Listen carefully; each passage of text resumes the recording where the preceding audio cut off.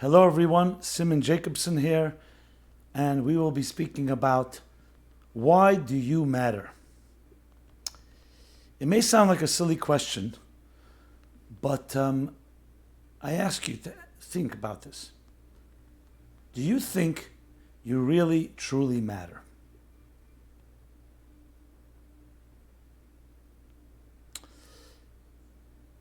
We are living among 7.5 billion people.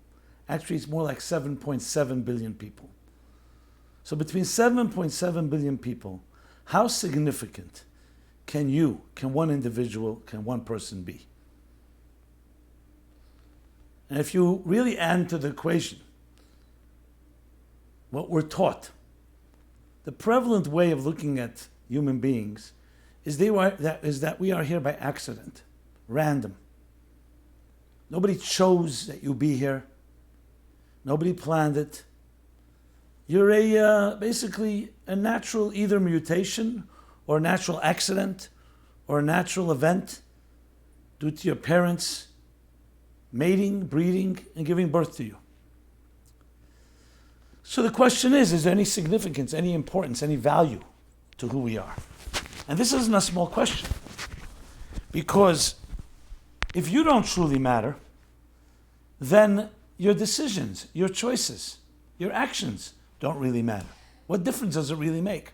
It may make a difference to your immediate circle, to the people you know. It may make a difference to you. But in the cosmic order, in the cosmic sense of things, is there real significance to an individual?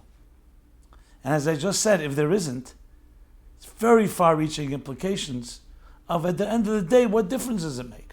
What difference does it make if we're good people or we're not good people? So though initially it begins as like almost a childish question, it actually touches on the core and essence of everything we stand for, everything that we're about. I've asked this question to many, many people. Sadly, most people say, I'm not sure if I matter. Again, circumstantial mattering, yeah, if once we're here, we try to justify our existence, and I'm sure each of us has done something good, or more than one thing, that made a difference, made the world a better place.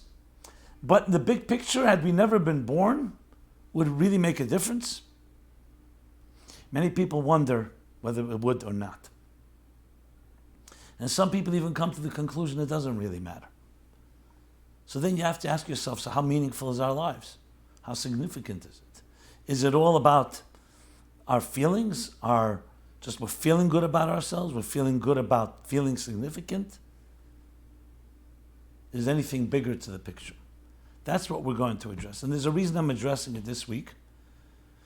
Even though it's a universal subject, and I'm sure some of you are already accustomed to my style, I speak about universal subjects that are relevant to all people, but it also has a connection to my own roots, to my own tradition, because as we're coming now into the holiday of Shavuot, and Shavuot is actually a holiday that most people are aware of. It's the giving of the Torah, of the Bible at Sinai. So following 49, 50 days after the Exodus from Egypt, the Bible, the Torah was given at Sinai. This became the mandate that in many ways brought civilization to the world. So it's really a universal book, a universal code, I should say, a blueprint for life. And that's why it's so vital to talk about this, because the question is, if we do have such a divine mandate, how does that impact our individual contribution, our individual worth and value? And that's what we're talking about now. Now, as I said, most of us maybe didn't give it enough thought.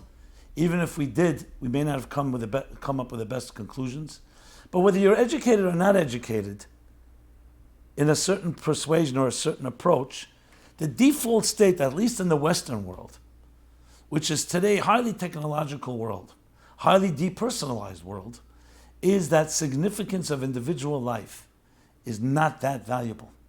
The dignity, the sanctity of life is not really something we focus on. We see life, as I said, we are just basically evolved forms of bacteria, higher species. Yes, our egos and our, whatever you want to call it, makes us want to feel important, but at the end of the scheme of things, we're no different than one of trillions and trillions of cells and organisms out there. So without getting into a debate about God and evolution and creationism, one thing that always disturbed me greatly was the non-God approach to life. Was that we are not here, that we're not here for any particular purpose, that we are accidents, that we are just random results of other people's behavior, of the way nature just perpetuates the species. What bothered me was that ultimately renders us as being negligible, as being unnecessary. Now, I used to think to myself, maybe that's just an ego trip. Human beings have egos, and we don't just want to accept, like animals do, that, hey, we're just here to serve a purpose for nature, and stop making yourselves more important than you are. Maybe it's just an ego trip. Maybe we are indeed mutations, and we've outgrown ourselves and exaggerate our value. But there's something that resonates in every one of us, and starting when we are children, that we feel a certain importance when we're nurtured, when we're loved. And when we love another, we feel there's something significant in it. And to just chalk it up to chemicals and to biology and to just another way that nature and evolution works to keep the machine rolling, there's something about it that does not fully resonate. I don't have a proof. I would submit that most of you, and probably all of us, unless you become so indoctrinated, would like to believe that the loves of our lives, and that when we lose a loved one, it's not just a circumstantial moment of grief because we're weak creatures, but there's something really lost. And that when we truly love another person, and we touch that person touches us, something is happening. Not just between us two, but also to the world. And that yes, we do make a difference and can make a difference. I would submit that most human beings feel that way. I would say all do. But some of us have trained ourselves to just become much more of almost like a robotic programming, that we're just, like as I said, molecules or bacteria or cells or organisms in a larger scheme of things, and stop taking yourself so seriously. So to make a case now and put the two arguments, do we have significance or matter, or do we not matter? I'll let you decide which choice you want to make about your life. And I'm not here to prove anything. I can only say what resonates for me and try to communicate that message. Let's just take a very extreme example. When children are abused, are deeply hurt, it affects their entire lives. It affects their self-esteem, their self-confidence, their ability to trust, their ability to have relationships, their ability to be intimate, their ability to emote and be vulnerable, because they've been hurt. If life is really not significant, so you were hurt. Why does it matter that much? Why does it impact you? Why don't we just ride through it and forget about it and move on, do what we have to do? Why does it have such a deep wound and injury into our psyches when we're not nurtured? So, of course, the evolutionary argument would be, because nurturing is important for life. In order for it to feel part of a community, to feel that you are significant, you need that for life to be able to really grow. But that, again, is not enough. There's something more to it. If you've had children or grandchildren, you find a certain taste of eternity. The great poets and the romantics, even those that did not invoke the name of God, always use the word eternity, a taste of eternity. That love transcends and brings us to a place that's beyond just the normal biological survival functions. But as I said, I don't want to get trapped in what I said I would not do, is into a debate and intellectualizing of this. I'd rather talk on a personal experiential level. At an experiential level, the fact of the matter that children abandoned, have absentee parents, or worse, abused, hurt, violated, fundamentally undermines their ability to fully function. And that tells me that we are wired to be loved and we are wired to love. and that there's some significance to the fact that we need significance in life. It's not just to make us feel good. It's not just to placate us, not just to patronize. There's something at the core that every human being strives to feel. I made a mark in this world. I affected something. I accomplished something. And when we don't have that, it in some way compromises us. And not because of an ego trip, but because that's who we are. So I want to share this St. Louis story, which I've shared a number of times, but it so powerfully captures what we're talking about. When Toward a Meaningful Life was first published, back in 1995, it's a long time ago. It's 24 years. So the publisher sent me on a book tour across the country. It started 20 cities, it ended up being 90 cities. Barnes & Nobles, there was Borders then, independent bookstores, book signings. They would line up a whole series of interviews, print interviews, radio, television. And then in the evening, go to a bookstore, give a talk, people would line up, you sign books. It was very successful, had over 100 people average each event, so the publisher decided to expand the tour and ended up being almost 90 cities. One of the cities I went to was St. Louis, Missouri. And I remember it vividly because it was a Monday night, and I was speaking, and there were thousands of people that came to hear me. But it wasn't because they came to hear me because they wanted to hear me. There was actually that night was a memorial service all across the country, the JCCs, for Prime Minister Rabin, who was assassinated a little while before that. Or was it a year later? I'm not sure. It was so therefore big turnouts. And I ended up speaking, and maybe because of this story, maybe because of that, this person came to hear my talk. I can't tell you. I don't know. After I returned to New York from my trip, I received a letter from this woman who writes the following. I was in the audience when you delivered your talk. I was going to come over, but it was a long line. So I decided, I also felt not that comfortable. I decided I'll put it in writing. I'm a 47-year-old executive who works in a prominent firm here in the city. I'm well respected, well known, successful, driven, well connected, I have wealth. I have everything that one could dream for. And by all accounts, I would be called a success story. Yet beneath the veneer of my success lies a woman in shreds. You see, my soul was murdered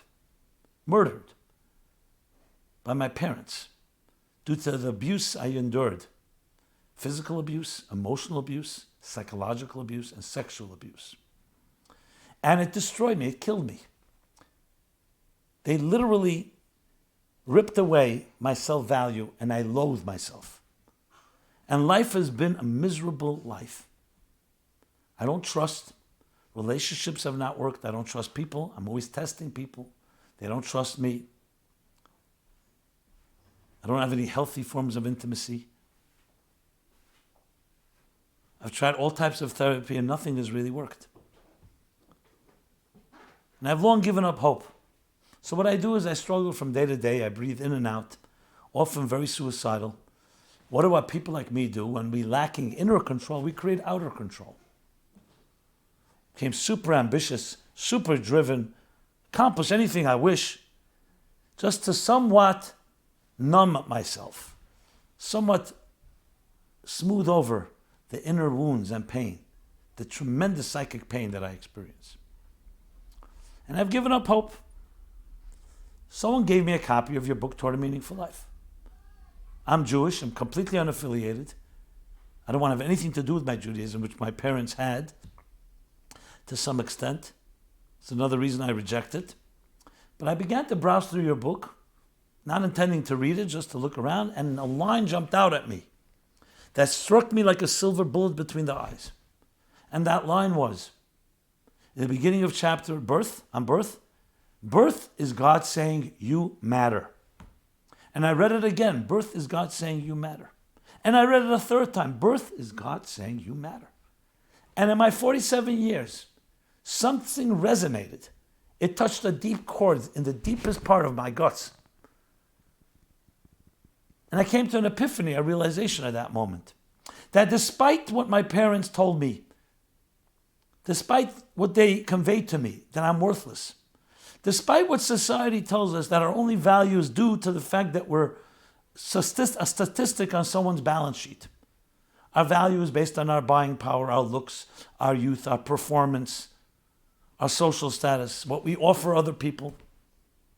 Despite all that, I matter to the one that matters most, God. And no matter what I've accomplished that day or not accomplished, even if I've done nothing of that day, I matter absolutely to God because God created me. You matter. Birth is God saying you matter. So though I have my work cut out for me, this is the conclusion of her letter to me, I now have for the first time in my life hope. The work I have to do, and this would be eloquent if it weren't under the circumstances. I'm just commenting on that. The work I have cut out for me is to create bypass surgery, to bypass the toxic and polluted arteries that were compromised due to the abuse I endured, and connect to that pure moment of birth when God said, "You're my child. I love you unconditionally. You're indispensable. You matter. So thank you for giving me back my life."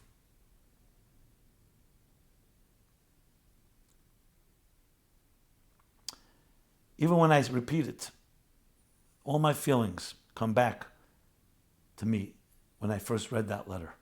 I was crying uncontrollably. Number one, the person's sharing their sacred trust. She doesn't know me. She never met me.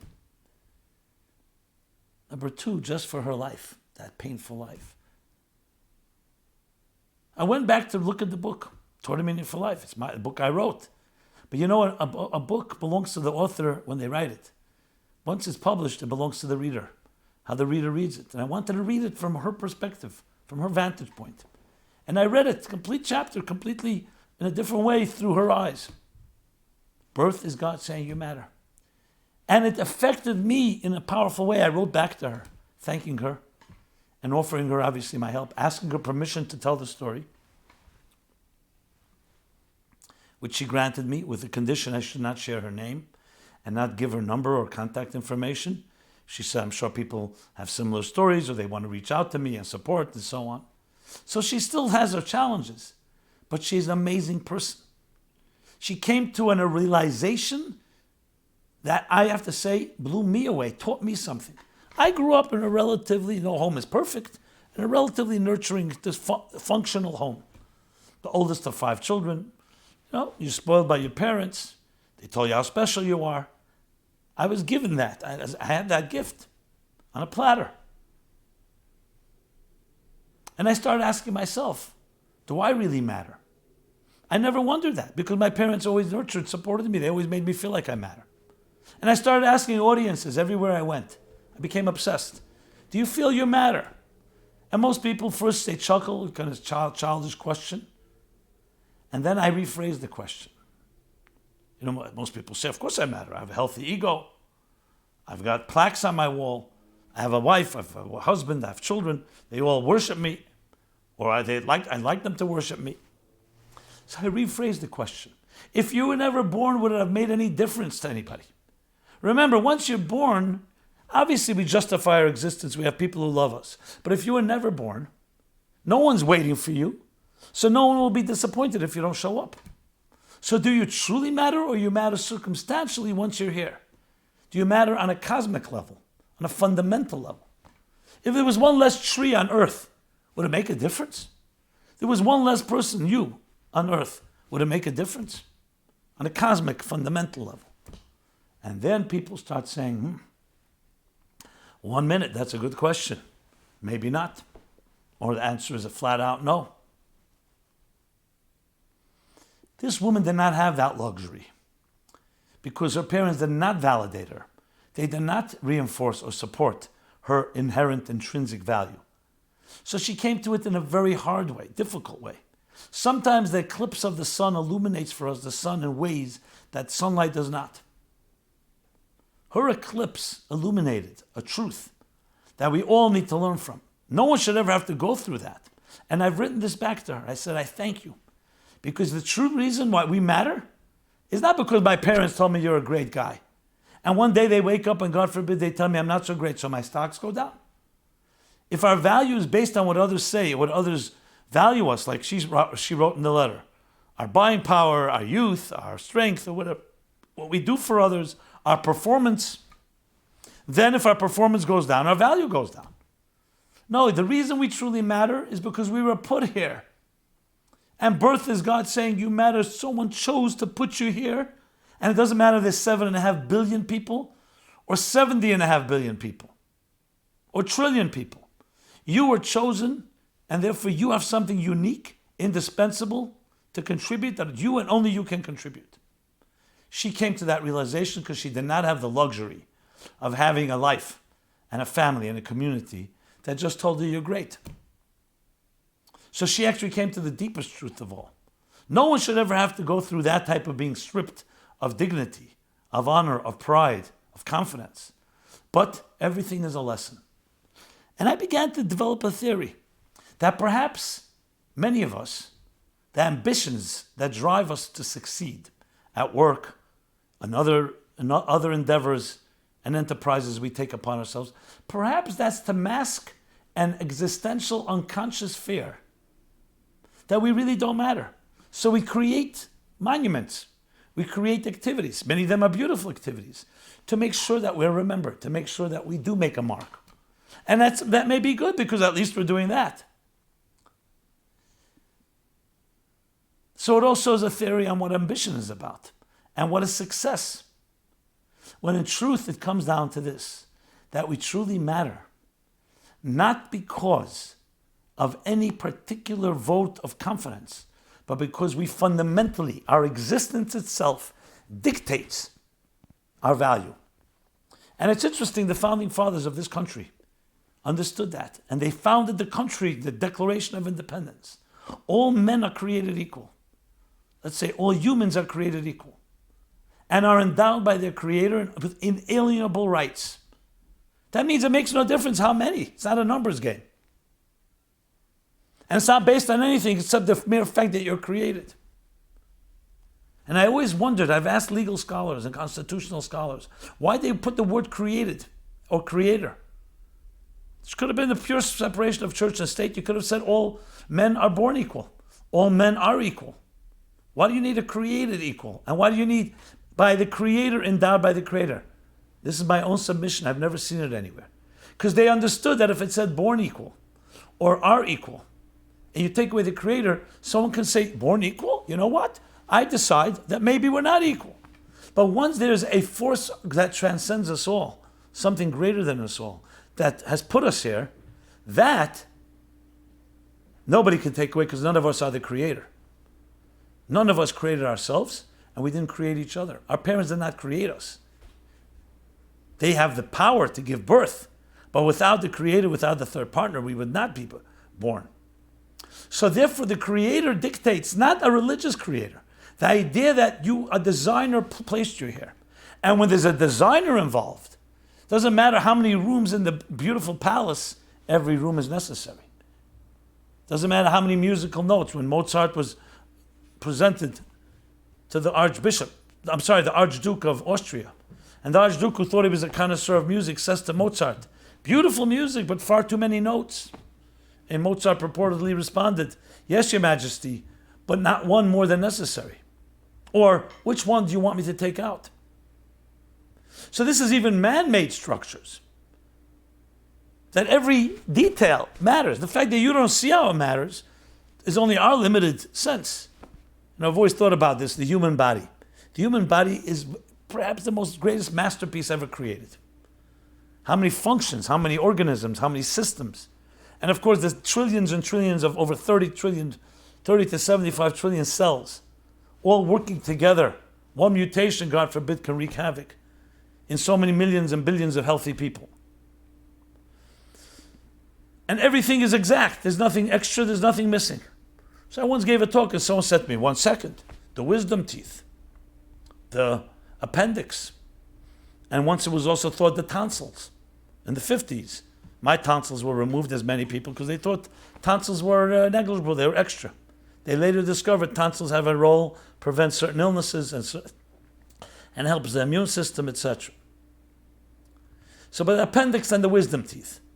So he says, so you see, it's not exactly perfect. So I said, you remind me when King David, who studied nature, said to God, I understand the magnificence of your creation, but I don't understand why you created the lowly spider. The only creature he couldn't figure out his purpose.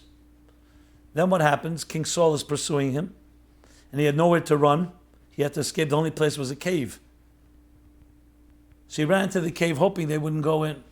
And God sent a spider who wove a web on the mouth of the cave. So when they passed by the cave, they saw a web. They realized nobody must have walked in there for a while because the web was intact. And King David realized that the spider also has purpose. Saved his life. So before we come to conclusions, we can say, if you see trillions, billions, millions of systems all working perfectly, and one or two, you don't understand their purpose, what's the wise person say? I haven't figured it out yet. If everything is extra and you have one or two that's working in an organized way, you could say it's a fluke. But not if everything is working and two are not. Not they're not working, that we don't know their purpose. The time will come when we'll understand the value of the appendix and the wisdom teeth. Because everything is indispensable in nature and so on. Look at all these fascinating imagery that we see today with the cameras, with the close-ups that you can see on nature. You see the details, the adaptations for hunting, for breeding, for protecting the young, for feeding. How each creature has its own fascinating systems, all at work, all coordinated in the magnificent, extraordinary, I don't even know the word, amazing way. Let us now go back to the human being. So the human being, each one of us matters. And the reason we matter is not because we think we matter, or because someone told us we do, or because some scientist may find some reason. It's because we were put here. Your existence, by definition, is one of value. And yes, indeed, you have the power to change the world. Because if you matter, your decisions matter. Your actions matter. Your choices matter. So when you think about it from a scientific point of view, it shouldn't surprise us all. The butterfly effect. The flutter of wings of a butterfly in one corner of the world creates a typhoon in the other corner. Today we know in the world of physics, whether it's the string theory, the world of subatomic, there's some intrinsic connection between the entire universe. We don't even see the universe as fragments. Some compare it to a quilt. That there's an underlying invisible connection between everything. The right brain recognizes that. The left brain focuses on the specifics. If you study neuroscience, you recognize that. So there's an intrinsic unity. Just because we don't see it doesn't mean it's not there. And unity means that every part needs each other and works with each other and affects the other. Exactly like musical notes in a large composition. A great symphony. And each one of us is absolutely necessary. I don't know about you, but I find this not just reassuring, I find it comforting, I find it empowering, motivating. It gives life a reason to live. It gives a reason why I should be a good person. It gives me a reason why I should be kind to someone else. Because it doesn't die with me. These actions that change the world forever. Because they're all part of a bigger plan. But as opposed to musical notes that don't have free will, each of us can choose to either be part of this larger mosaic or not to be, God forbid. So each of us is indispensable, but so is everyone else. So we complement each other. Exactly as it is in nature, exactly as it is in the human body. All this I began to appreciate like never before from that letter from St. Louis. For someone who this was stripped away from her, who'd never had the luxury, as I said, the eclipse of the sun. Her life was so dark because she was never nurtured and never given that type of vote of confidence. But came to realize that's where real confidence comes from. It doesn't come from humans. It's not manufactured. It's your birthright. It's who you are. And that, I would submit, is the root of self-value. Now, if it's exaggerated and it's used in an aggressive and selfish way, it becomes arrogance. But if it's harnessed and is directed, it's the essence of achieving everything, because you have value. It's so easy to say, hey, you know how many people, for example, love to throw cold water on ideas? Because it makes them feel better. If no one else is accomplishing anything, then my non-accomplishment isn't so blatant. You know, misery loves company. There are people who develop the cynicism. They dismiss any accomplishment in life because it makes them feel more accomplished, because then I'm not so bad that I failed.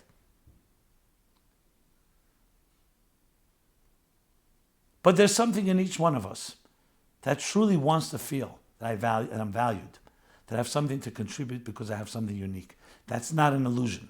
That's coming from our inner essence of who we are. The Baal Tanya, Rabbi Shneur Zalman of Liadi, in the 4th section of his Tanya, in the epistle, section 20, he writes something fascinating. I've talked about this in the past. He says, that sense of self, that we feel that we're self-made people. We don't feel anyone created us. We don't feel we are an extension of our parents. We don't feel we're an extension of anybody. Even though we were born and we were once in our mother's womb and we at the umbilical cord had to be cut, we feel self-contained. So most people, most philosophers, psychologists will say that's the root of all problems. That type of self-assurance, self-containment, self-absorption, self-interest. Says Rabbi Shneur Zalman, no, that's rooted in the essence of the divine. The only thing in existence that was not created is the creator. What he calls mitziyuse matzmuse, his existence comes from within himself. Because he is a reality that dictates reality must be. Everything in existence has a source. Everything came from something before it.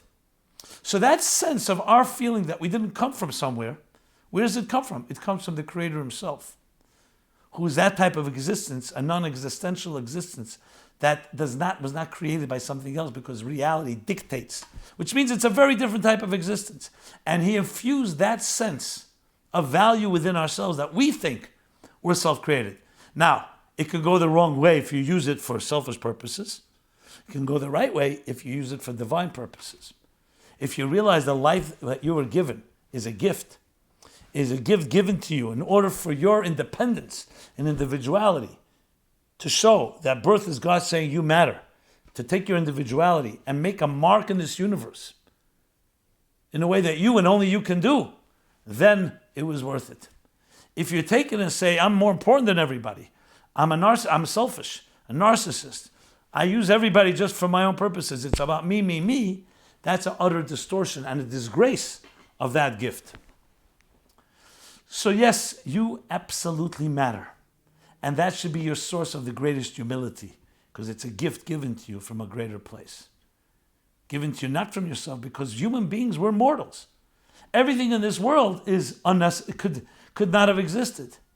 But we were given an intrinsic, inherent value, immortal value, eternal value. But that itself is a divine gift when you use it for divine purposes, which means you use it to help the world, to tip the scales, to see that one action creates a ripple effect that can change the entire universe. That's the attitude, a humble empowerment. So on one hand, yes, you matter absolutely. On the other hand, it's not about you. You matter because you were given a mission to accomplish. So it's not just say, oh, now I matter so much. I'm the most important thing on earth. That's not the purpose. You're the most important thing with responsibility to change the earth. That's the reason that you truly matter. As I said, I don't know about you, but I feel tremendously empowered by that concept. Now you'll say, 1 second, maybe it's an illusion. It's nice to feel this way. Makes you feel really important. You know what? You could always dismiss anything.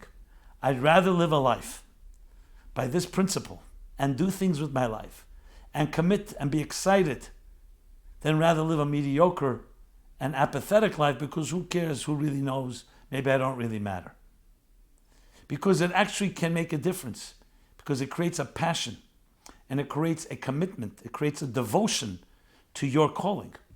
That what you have to contribute is important, is vital to you, to the other people, to the entire human race, to the entire universe, to the cosmos, and to God himself. That is a true driving force for success. The true driving force to strive for excellence, to be the best you can be, because you're then utilizing and paying tribute and repaying the debt of the gift given to you by using it to the fullest. And if one does not, then you were given something and you squandered the opportunity. Alas to those that die with their song still inside them, Oliver Wendell Holmes writes in The Voiceless. You have a song inside of you that's unique to you. Many songs. It's our gift, it's our obligation, it's our responsibility to sing that song, to have the courage to sing it, to know that you have something unique to sing. And yes, you can make a mark that no one ever has made and no one ever will make. That is one of the most empowering things you'll ever hear. Maybe the most empowering. Because everything flows from that.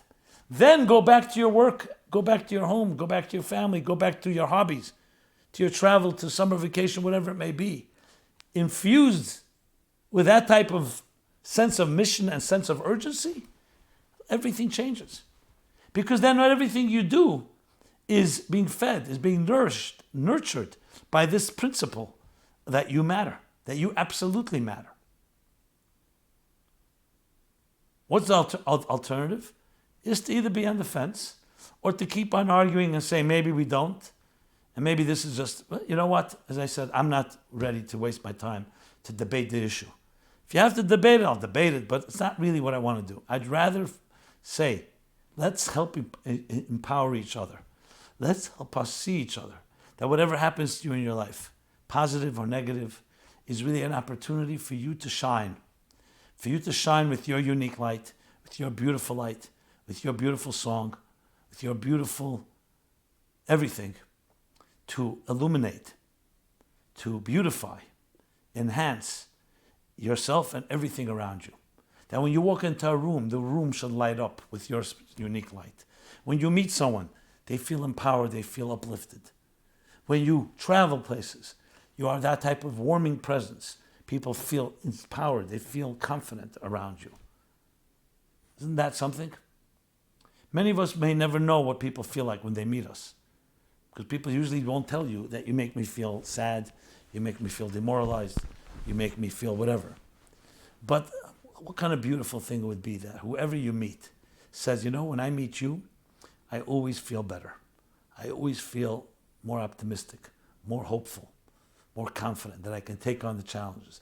This doesn't eliminate, this is not a magic pill, but it's a force, an agent of light. It's an agent of warmth. It's an agent of change, positive change, that transforms the universe, transforms ourselves and everyone around us. So yes, my friends, birth is God saying you matter. You matter.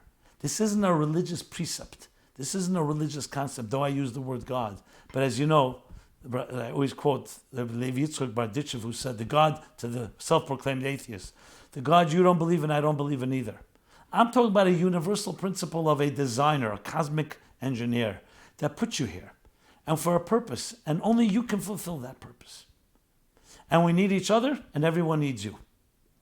It's that type of cycle, that type of complementation that each of us is interconnected, but is uniquely gifted with unique skills, with unique tools, resources, responsibilities. Yes, there's much overlap. And as I said, we are a symbiotic harmony, a symbiotic mosaic of many different forces. But then there's those unique elements that when you're alone, when you walk home alone, and even no one around you, you have a uniqueness. You are exclusive. There's a manifest destiny in who you are and why you're here on this earth. I hope I did some justice to this vital, vital topic, which, as I said, as we go into the holiday of Shavuot, one of the statements made is that if one person was missing at Sinai, the event would not have happened. You have millions of people, so one person's not there. They have a rain check, they can come and get it later. No, there's experiences in life that you need everybody there, because everyone is necessary. And everyone heard the message as if no one else was standing there. All stated in the singular. God speaking to you and you alone, even though there are millions of people around you. Then you know that it's a truth that resonates. Because it's a truth that's mine. I don't look whether it's millions of people or thousands of people or 50 people. It's not herd mentality. It's the individual being empowered by a message. And it did change the universe. We're here to talk about it 3,331 years later, to be exact. And it spread the message to the human race. We're not just the Jewish people. All peoples, nations, believe in that type of uniqueness, that you are unique, your life is dignified, your life is sacred as an individual. So may we use this message to be empowered, to feel the strength, to do whatever it takes to nurture that. And remember, every time you focus on materialism and on instant gratification and on short-term satisfactions, you undermine the eternal, immortal, indispensable you. Because when you immerse yourself in things that are expendable, things that are temporary, impermanent, then your life becomes part of that. And your life becomes a accumulation of the impermanent things you do. So what do you think, what kind of effect it's going to have on you? You'll say, I need another impermanent thing. You keep on becoming like a sugar diet, that you keep on trying to get those highs because they don't last. Whereas when you connect to the eternal soul that makes you unique and indispensable, then immortality shines in your life. And you do not need those continuous highs. You need to continuously feed that in your giving. But what you're creating is eternity. And those before us are remembered forever when they did that and made that mark. And you will be remembered forever when you access that part of your indispensable you. So yes, my friends, you do matter. You truly matter. And this is the driving principle of the Meaningful Life Center. Hence the name, Meaningful Life. Your life is meaningful. You matter. We're here to help reinforce that, to help you find your mission, to help us all together do our indispensable contribution, make our indispensable contribution. So please see us as a resource, as a friend, as a supporter. And we hope we can rely on you as well. Go to meaningfullife.com, go to Facebook, go to all the social platforms that we're on, and please connect with us, share, like, pass it on, and may we all together each do our part, where we finally can sing and dance and play that grand cosmic symphony that needs each one of us and needs us all. And each of us complement the other and remain indispensable as we do our contribution. Imagine a world that feels that way. No more wars, no more violence, no more discrimination, no more racism. Because our diversity is our strength. Diversity leads not to divisiveness, but it leads to harmony within diversity. May you all be blessed. May we continue to find that voice in us. And please, as I say, reach out to us. Thank you so much. Everyone have a blessed week. Every Wednesday we do this program live. Then it's archived. You can download it as an MP3, podcast, and so on. And stay in touch. And please share with us your thoughts, your feelings, your comments. Be blessed. Thank you.